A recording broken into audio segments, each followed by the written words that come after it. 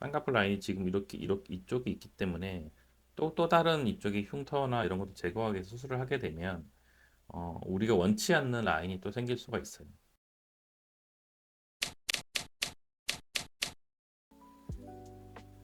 안녕하세요. 리은의 성형외과 박상근입니다.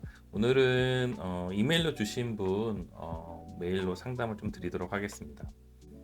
그림에서 보시는 것처럼 한쪽 눈은 완전히 좀 풀리셨고 왼쪽 눈 같은 경우에도 지금 많이 풀리신 눈인 것 같은데, 전체적으로 눈의 컨디션을 보게 되면 오른쪽 눈이 지금 여기 부분이 굉장히 많이 꺼져 있잖아요. 그죠? 여기도 살짝 꺼져 있긴 하지만 이렇게 커진 눈 같은 경우에는 좀 더 눈이 뜨는데 힘들어요. 그래서 방해하는 요소들이 많기 때문에 방해하는 요소를 최소화시키는 게 좋아요. 그런데 이런 환자들이 라인을 큰 걸 원한다 라고 하면 쌍꺼풀 라인이 크면 클수록 눈 뜨는 데는 더 힘들거든요. 그러니까는 그 용수철이 힘이 없는 용수철인데 거기다가 추를 되게 무거운 거를 올려드리는 거랑 똑같은 상황. 그래서 용수철이 힘이 없으면 추도 작은 거를 해야 이 이제 움직임이 좀 더 자유로운데, 지금 이렇게 오른쪽 눈처럼 어, 위가 꺼져 있고 그리고 눈뜨기 힘들고 이런 상황에서 큰 라인을 하게 되면 당연히 부담이 더 많이 돼서 잘 풀어지고, 또 다 풀어지게 되면 지금 이 사진과 같은 현상이 나타날 수 있습니다. 근데 지금 이 환자분 메모를 하셨는데 요 앞쪽에 이렇게 빨간색으로 빨갛게 이렇게 흉살처럼 있는 게 보이는데 이게 뭔지는 잘 모르겠어요.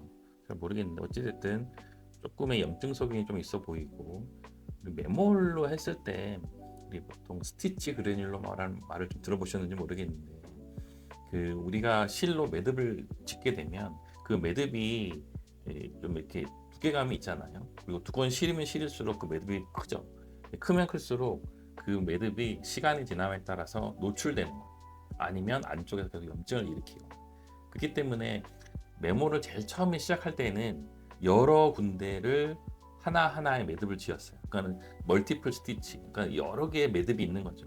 뭐 4개면 4개, 5개면 5개, 6개면 6개. 근데 그런 스티치 그래뉼러마가 계속 생겼기 때문에 저희가 수술을 할 때 충분하게 안쪽에 들어가라고 뭐 근육의 일부도 좀 잘라내기도 하고 지방의 일부도 좀 잘라내거든요.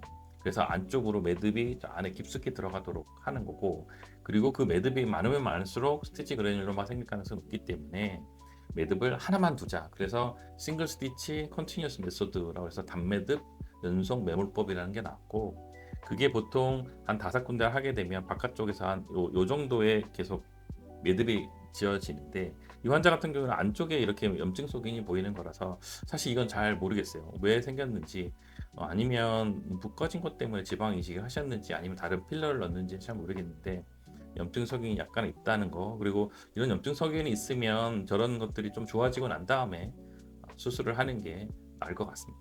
제 생각에는 한 1에서 2주 정도 항생제나 수염제를 좀 먹고 이 부분이 좀 좋아지면 수술을 하실 수 있을 것 같고요.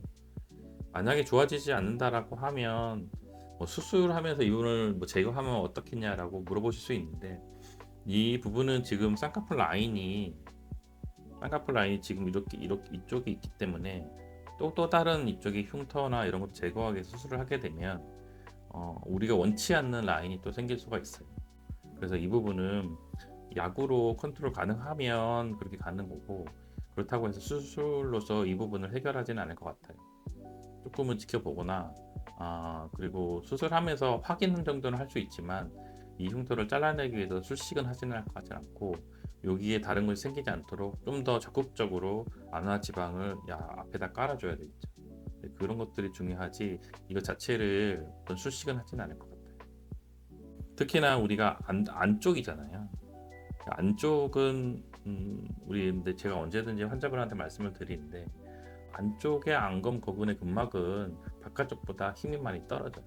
그래서 여기는 쌍꺼풀이 잘 앉을 수도 있고 그리고 잘 풀어질 수도 있기 때문에 이 부분은 되게 조심하셔야 돼요.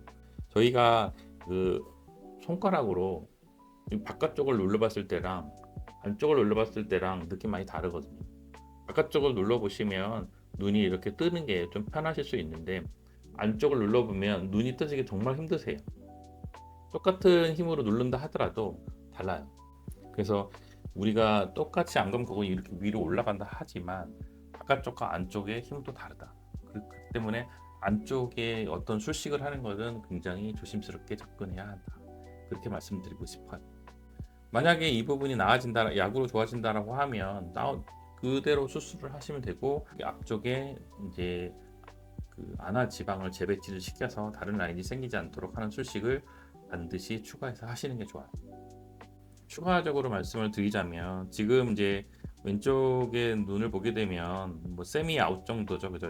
여기서부터 이런 식으로 쌍꺼풀이 나가잖아요. 그러니까 지금은 이렇게 움푹 꺼져 있는 이런 형태의 눈이라고 한다면 좀 약간 높을 수 있으니까 인폴드 정도로 또 인아웃이라고 얘기하는 안쪽에서부터 시작해서 천천히 올라오는 그런 형태의 쌍꺼풀이 더 나을 것 같고요. 지금보다 쌍꺼풀을 조금 더 낮추는 게 더 나을 것 같아요. 그리고 오른쪽에 지금 여기 이 부분이 굉장히 이제 움푹 꺼져 있기 때문에 수술하면서 안화 지방을 충분히 재배치 시켜보고 모자라면 이제 수술 도중에 안화 지방 이식을 시행을 할 수도 있을 것 같아요. 그리고 눈매 교정은 사실은 지금 풀어진 것 때문에 피부가 많이 처져서 그래 보일 수도 있을 것 같아서 제 생각에는 안 할 가능성도 꽤 있어 보이고요. 그래서 수술 도중에 다시 한번 체크를 해보고 그리고 다시 라인을 잡아본 다음에 좌우에 눈 떠지는 정도를 보고 확인하면 될 것 같아요. 저희가 사진만 가지고 상담을 드리는 거라서 조금은 이제 그 상담을 해드리는데 좀 제한점이 있을 수 있어요. 그렇기 때문에 이게 100% 맞는 상황이 아닐 수도 있기 때문에 자세한 것은 병원에 직접 내원하셔서 뭐 저희 병원이 아니더라도 어느 병원이든지 내원을 하셔가지고 직접 잡아보고 그리고 현재 눈 상황이 어떤지에 대한 이야기를 충분히 들으신 다음에 수술 계획을 잡으시는 것이 중요하겠습니다.